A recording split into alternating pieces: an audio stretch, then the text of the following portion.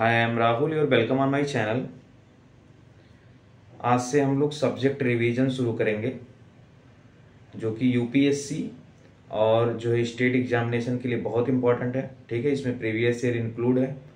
Okay, तो इसमें सबसे पहले हम लोग पॉलिटी से शुरू करते हैं। ठीक है, तो पॉलिटी में हम लोग पहले देखेंगे डीपीएसपी। डीपीएसपी से हम लोग आगे बढ़ेंगे। ठीक है, सारे चैप्टर कवर होंगे, तो हम पहले स्टार्ट कर रहे हैं डीपीएसपी से। ठीक है, तो डीपीएसपी जो है भारतीय संविधान के पार्ट 4 में है। ठीक है, और आर्टिकल 36 to 51 तक है। डीपीएसपी मतलब होता है directive principle of the state policy, और हिंदी में इसका मतलब होता है राज्य के नीति निर्देशक तत्व। ठीक है, सिंपल सा इसका मतलब है कि राज्य जो है अपना कोई भी पॉलिसी एक्ट बनाएगा तो यहाँ से जो है यूज करके बनाएगा। ठीक है, उसको कुछ गाइडलाइन दी गई है, इसके अनुसार वो जो है एक्ट बनाएगा। ठीक है, एक्ट या पॉलिसीज बनाएगा for the socio economic welfare के लिए। ठीक है, तो अब हम लोग देखते हैं इसमें फैक्ट कौन कौन से हैं, और सारे एग्जाम के लिए जो है यूपीएससी एंड स्टेट एग्जामिनेशन के लिए बहुत इंपॉर्टेंट है। सारे पॉइंट को हम लोग देखेंगे। ठीक है, तो पहले जो है ये पहला क्वेश्चन यही है कि ये किस पार्ट में है, तो पार्ट 4 में। आर्टिकल कहाँ से कहाँ तक है, तो 36 to 51 तक है। ठीक है, ये आयरलैंड के संविधान से लिया गया है। आयरलैंड का संविधान 1937 में जो है इसको जो है स्पेनिश संविधान से लिया था।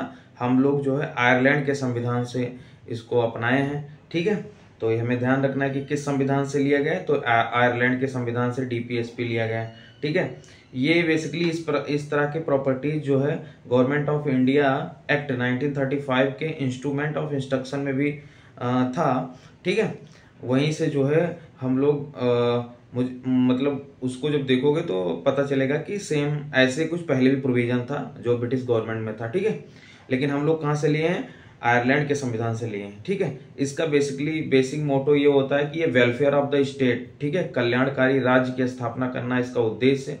ठीक है, तो और बेसिकली ये सोशल और इकोनॉमिक जो है डेमोक्रेसी को स्थापित करता है। ठीक है, ये समानता की बात करेगा, आर्थिक उन्नति की लोगों की बात करेगा, तो इस तरह की ये जो है डेमोक्रेटिक वैल्यू लाएगा। ठीक है, जबकि फंडामेंटल राइट जो है वो पॉलिटिकल डेमोक्रेसी की बात करता है।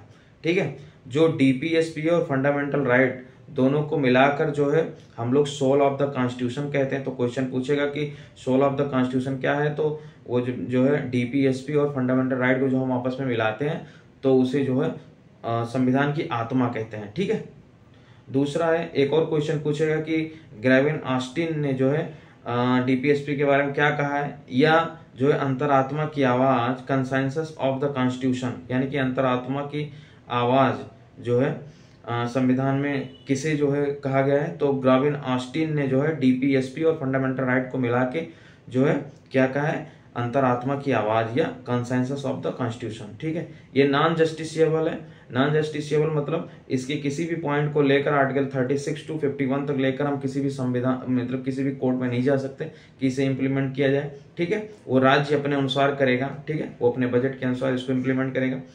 ठीक है, लेकिन कोर्ट जो है इसको कोर्ट जो है can help it for the examination and determining of the constitution validity of law. Constitution validity of law के लिए जो है इसका जो एग्जामिन और डिटर्मिनेशन कर सकता है, कौन कर सकता है, कोर्ट कर सकता है। ठीक है, अंबेडकर साहब ने इसे नोबेल फीचर बताया था। ठीक है, क्योंकि ये कल्याणकारी की बात करता है, जो गरीब हैं और जो वीकर सेक्शन है उनके उत्थान की बात करता है, तो इसलिए जो है अंबेडकर साहब ने इसे नोबेल फीचर की कहा है। ठीक है, अगर पूछ ले कि ना संविधान में जो है बाबा साहब अंबेडकर ने नोबेल फीचर किसको कहा है, तो डीपीएसपी को कहा है, तो ये ध्यान में रखना। आगे बढ़ते हैं और इसके सारे आर्टिकल्स को देखेंगे। ठीक है, उसके बाद जो है इसकी प्रिंसिपल्स को देखेंगे। 3 प्रिंसिपल है।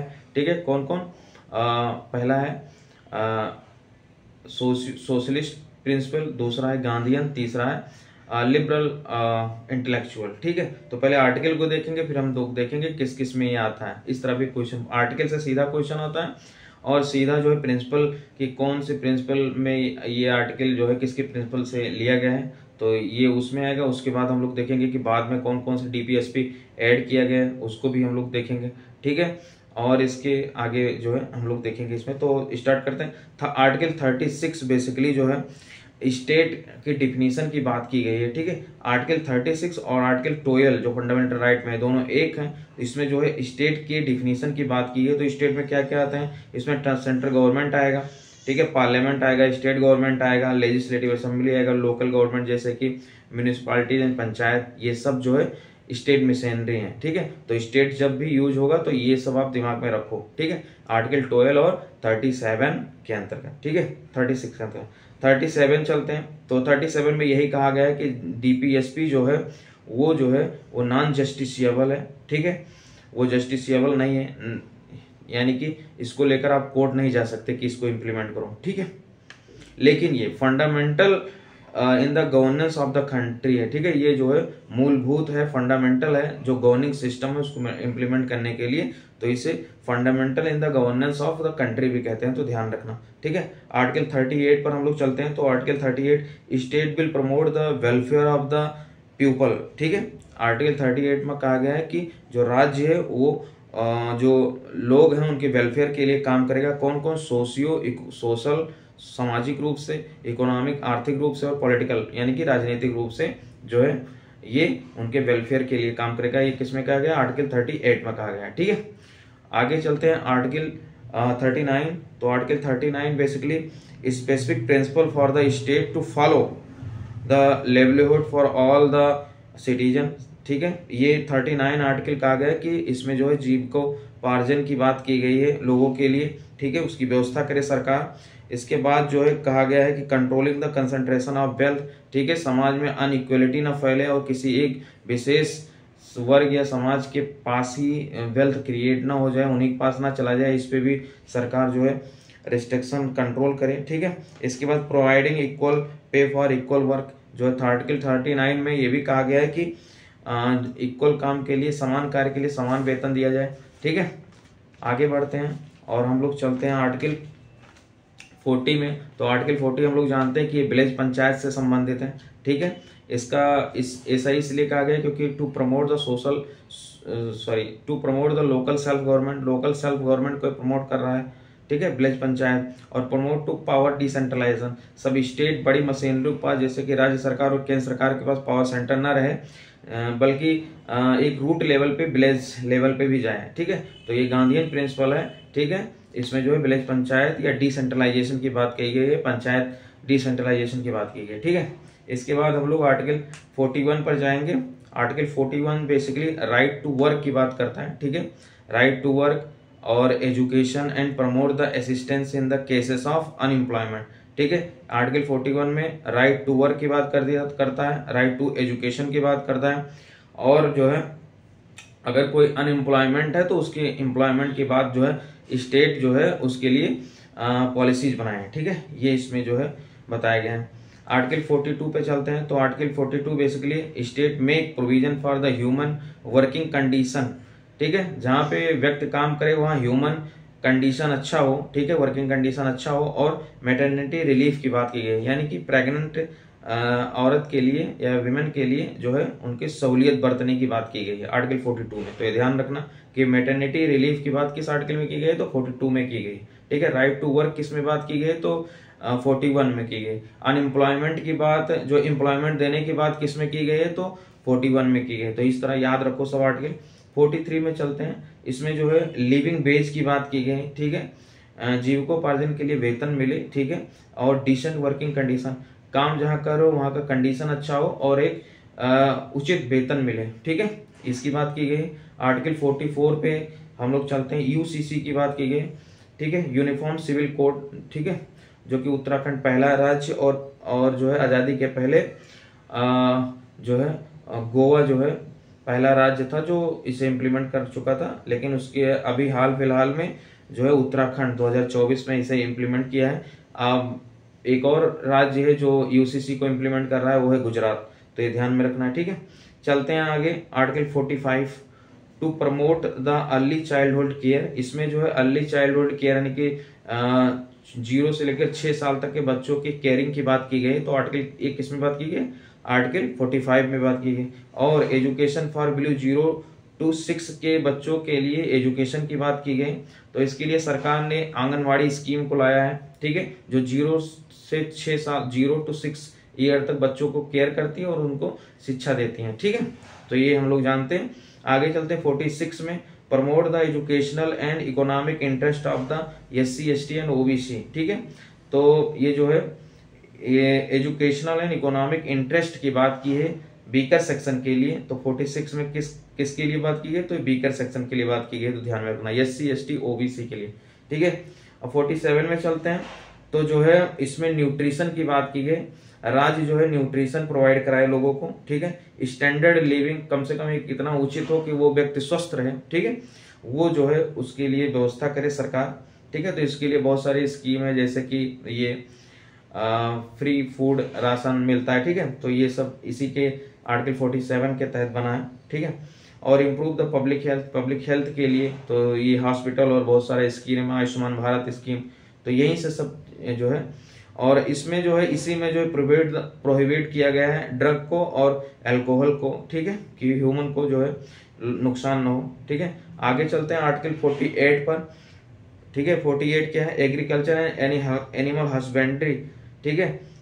एग्रीकल्चर और एनिमल हस्बेंड्री की बात की गई है इसमें, जो कि मॉडर्न एंड साइंटिफिक लाइन पे हो, ठीक है। इसमें स्टेप लिया जाए कि preserve and improve the breed को इम्प्रूव किया जाए और prohibit the slaughter of the cow and calves, ठीक है, बछड़े को और गाय के स्लॉटर को बंद किया जाए, ठीक है। ये गांधीयन प्रिंसिपल है, ठीक है। वो गाय हत्या पर गांधी जी का विचार था कि वो जो है इसको बंद किया जाए, काउ स्लॉटर को। आगे चलते हैं 48 पे। तो environment and safeguard forest and wild life, ठीक है, जिसमें ए जुड़ा होगा 48 ये या 43 ये सब जो है बाद में जोड़ा गया है। तो अभी हम लोग जो है बाद में जो ऐड किया गया है उसको जो है देखेंगे, ठीक है। तो 48 ये जो है environment and safeguard forest of the wild life, तो ये जो है इन्वायरमेंट और फॉरेस्ट और वाइल्ड लाइफ की बात की गई, ठीक है। तो ध्यान रखना 48 में ऐसे डायरेक्ट क्वेश्चन पूछ लेगा, तो ध्यान रखना। हर आर्टिकल इसमें इंपॉर्टेंट है, कई बार पूछे जा चुके हैं, तो ये ध्यान में रखना। आगे चलते हैं 49 पे। तो जो है 49 बेसिकली स्टेट जो है प्रोटेक्ट करे मोनूमेंट्स को, ठीक है, और प्लेसेस को, ऑब्जेक्ट्स को ऑफ द नेशनल इंपॉर्टेंस, जो नेशनल इंपॉर्टेंस की प्लेसेस हैं, मोनूमेंट्स हैं, उनको जो है प्रोटेक्ट करे सरकार, ठीक है।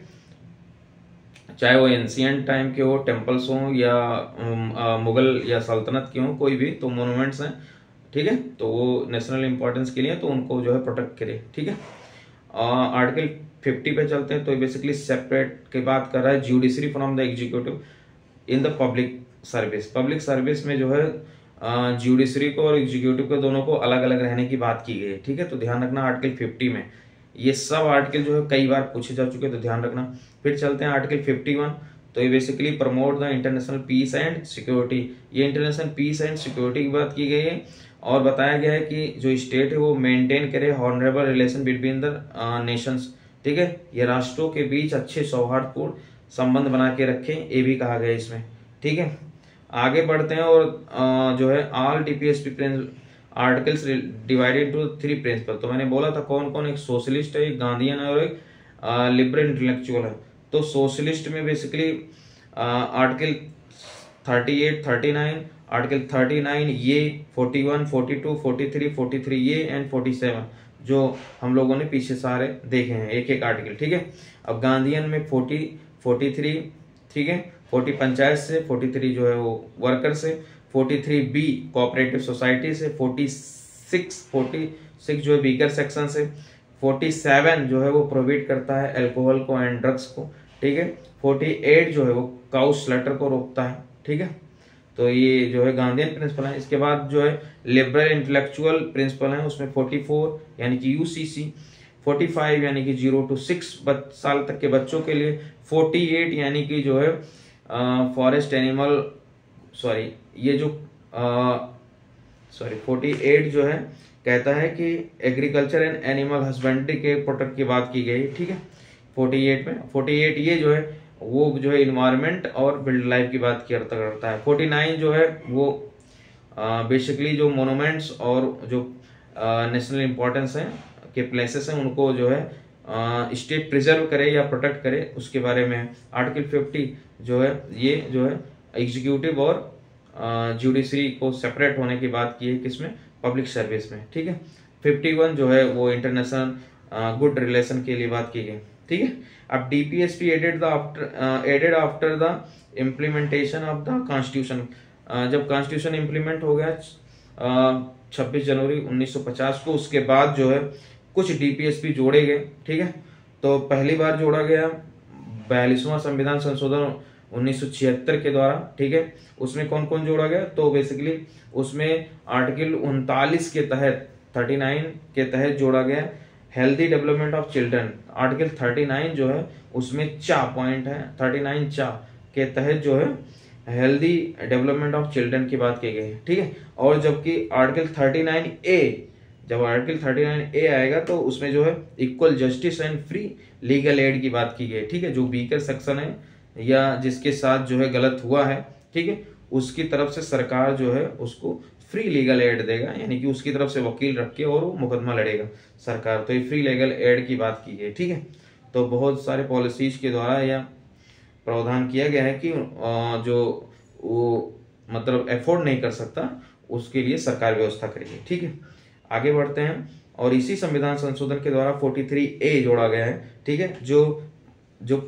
जो वर्कर्स हैं उनको मैनेजमेंट में, इंडस्ट्री के मैनेजमेंट में जो है उनको पार्टिसिपेशन मिले, इसके लिए बात की गई, ठीक है। तो participation of the workers in management of industries, तो आर्टिकल 43 ये बात की गई, ठीक है, ध्यान में रखना। 48 ये जो है जोड़ा गया है, क्यों, क्योंकि protection of the environment, forest and animal के लिए, ठीक है। आगे बढ़ते हैं,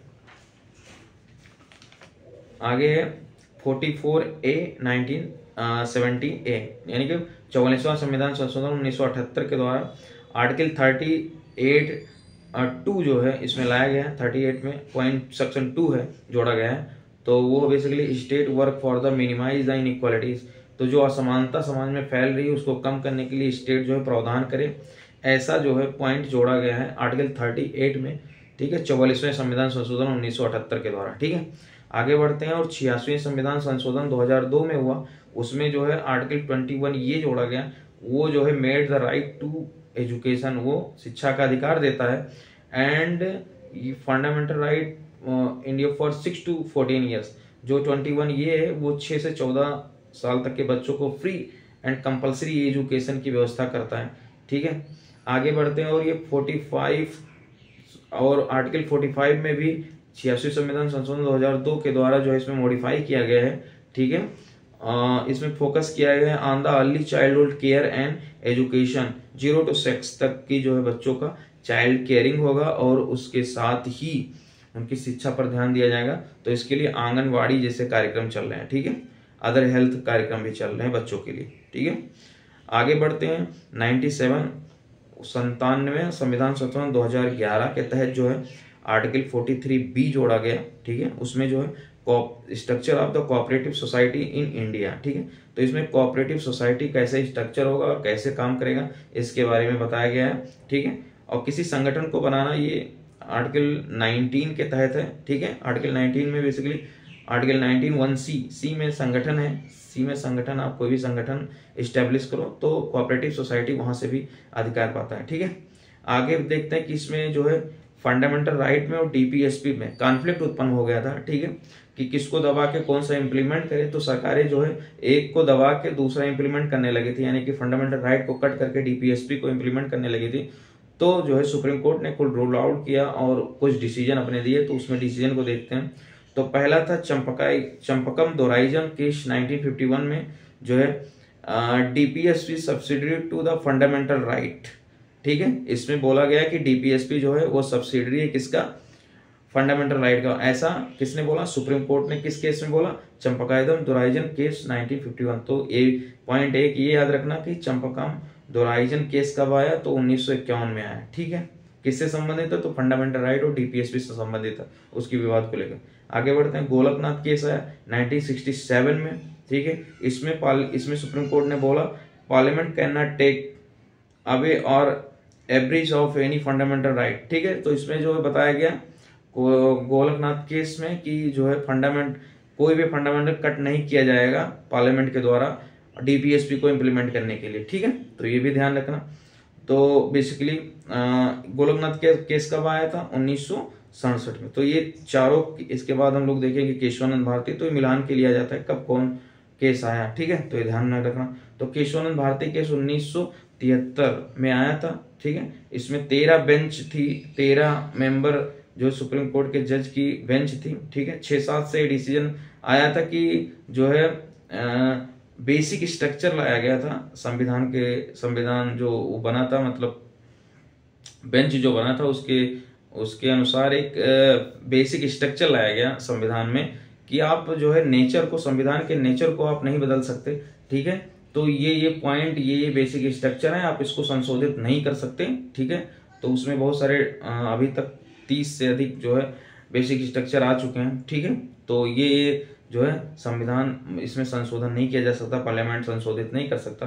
तो उसी में बताया गया कि जो है संशोधन तो कर सकते हो लेकिन संविधान के नेचर को परिवर्तित नहीं कर सकते, ठीक है, गवर्नेंस सिस्टम को परिवर्तित नहीं कर सकते। तो उसमें जो है बताया गया कि आप संशोधन तो कर सकते हो, फंडामेंटल राइट में भी संशोधन कर सकते हो, लेकिन उसके मूल आत्मा को संशोधित नहीं कर सकते, ठीक है, ये बताया गया इसमें, ठीक है। Constitution nature can not change, ठीक है, इसमें नेचर को चेंज करने की बात नहीं की गई, और उसमें ये बताया गया कि ये बेसिक स्ट्रक्चर है, आप इसको चेंज नहीं कर सकते, ठीक है। तो वो लगातार अभी भी डिसीजन आते रहते हैं कि ये बेसिक स्ट्रक्चर है, आप इसको चेंज नहीं कर सकते, ठीक है। जैसे कि डेमोक्रेसी है, रिपब्लिक है, ठीक है, सेकुलर है, ये सब जो है नेचर है ऑफ द और इंडियन कॉन्स्टिट्यूशन, तो इसको चेंज नहीं किया जाएगा, ऐसा सुप्रीम कोर्ट का जजमेंट था केशवानंद भारती केस में 1973 में, ठीक है। इसके बाद मिनर्वा मिल्स केस आया 1980 में। तो इसमें जो है सुप्रीम कोर्ट ने दोनों को, डीपीएसपी को और फंडामेंटल राइट को बैलेंस करने की बात की, ठीक है। उन्होंने बताया कि फंडामेंटल राइट और डीपीएसपी जो है एक दूसरे के पूरक हैं, यानी कि एक दूसरे के लिए काम कर रहे हैं, ठीक है। ये दोनों संविधान में इंपॉर्टेंट है और जो है गवर्नेंस सिस्टम ऑफ इंडिया के लिए दोनों इंपॉर्टेंट है। तो ये इस तरह की बात जो है मिनर्वा मिल्स केस 1980 में की गई, तो ये ध्यान में रखना। अब इसमें दोनों में डिफरेंसेस भी हैं, तो फंडामेंटल राइट एंड डीपीएसपी में, तो फंडामेंटल राइट और डीपीएसपी में हम लोग डिफरेंसेस देखें तो जो फंडामेंटल राइट होता है वो नेगेटिव इन नेचर होता है फॉर द स्टेट। राज्य के लिए जो फंडामेंटल राइट है वो जो है निगेटिव है, क्यों? क्योंकि वो बहुत सारे रिस्ट्रिक्शन लगाती है राज्य के ऊपर कि वो ऐसा कानून नहीं बना सकता जो, या पॉलिसी नहीं ला सकता जो कट करे फंडामेंटल राइट को ऑफ द पब्लिक पीपल के लिए, ठीक है। तो ये निगेटिव फॉर द स्टेट है, बट ये पॉजिटिव, जो डीपीएसपी है पॉजिटिव फॉर द स्टेट है, ठीक है, क्योंकि ये इसमें राज्य का हाथ खुलता है और वो नई नई स्कीमों की घोषणा करता है, ठीक है, वो गुड गवर्नेंस के लिए, ठीक है। आगे फंडामेंटल राइट जो है जस्टिसिएबल है, अगर किसी का फंडामेंटल राइट कट हो रहा है तो आप कोर्ट जा सकते हो, सुप्रीम कोर्ट और हाई कोर्ट दोनों में जा सकते हो, ठीक है। जैसे आपको बोलने नहीं दिया जा रहा है, ठीक है, तो आप कोर्ट जा सकते हो, तो ये जस्टिसिएबल है। जबकि डीपीएसपी नॉन जस्टिसिएबल है। आप जैसे आपको इसमें कोई आर्टिकल है, ठीक है, जिसपे एक्ट नहीं बना है तो उसके लिए आप जा नहीं सकते, ठीक है। जैसे यूसीसी के लिए आप नहीं जा सकते, अभी uniform civil code national level पे नहीं बना, स्टेट, तो यूपी में जैसे है तो आप नहीं जा सकते, क्यों? क्योंकि नहीं है, ठीक है। और डीपीएसपी में है लेकिन वो जस्टिसिएबल नहीं है, यानी कि आप कोर्ट में नहीं जा सकते। जब उस पर कोई पॉलिसी बनाएगा गवर्नमेंट, कंपलसरी होगा, तब आप जा सकते हो, ठीक है। इसके बाद लीगल सैंक्शन है, fundamental right is a legal sanction है, ठीक है। और ये जो है जो डीपीएसपी है ये basically social and economic democracy की बात करती है, ठीक है। और जो डीपीएस जो फंडामेंटल राइट है ये welfare of the individual person and the individualistic है, ठीक है, ये व्यक्ति विशेष को महत्व देता है, जबकि ये जो है कम्युनिटी वेलफेयर है डीपीएसपी, ठीक है। और जो फंडामेंटल राइट है ये जब संविधान लागू हुआ था तभी से एक्टिव हो गया था, ठीक है। जबकि डीपीएसपी को पॉलिसी बना के, ठीक है, या लेजिस्लेशन से कोई एक्ट बना के ही इम्प्लीमेंट किया जा सकता है, ऐसे इम्प्लीमेंट नहीं हो सकता, ठीक है। आगे देखते हैं तो डीपीएसपी पार्ट 4 और आर्टिकल 36 to 51 के अलावा भी संविधान में डीपीएसपी है। जैसे कि आर्टिकल 335 यानी कि ये पार्ट 16 में है, इसमें जो है क्लेम्स किया गया SC/ST के लिए जो है सर्विसेज में जो है कुछ छूटे दिया गया, तो उस पर सरकार कानून बनाए। आर्टिकल 350 ये भाग 17 में है, ठीक है, पार्ट 17 में है।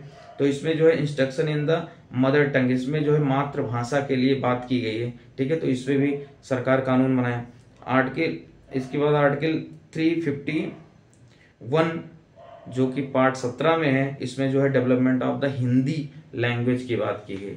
ठीक है, तो ये था डीपीएसपी। आई होप यहीं से सारे क्वेश्चन आएंगे। ठीक है, हमें आर्टिकल सारे याद होने चाहिए, जो बाद में ऐड किए गए वो याद होने चाहिए। ठीक है, कौन कहाँ है, किस प्रिंसिपल में आता है, ये याद होना चाहिए। ठीक है, तो मुझे विश्वास है कि काफ़ी हेल्पफुल होगा। ठीक है, अगर आपको इससे मदद मिलती है, ठीक है, या इंपॉर्टेंट लगता तो आप जरूर इसको सब्सक्राइब करें मेरे चैनल को, और लाइक करें, और कमेंट अपना फीडबैक दें। ठीक है, और शेयर भी करें अपने यार दोस्तों। Then thank you very much. Jai Hind.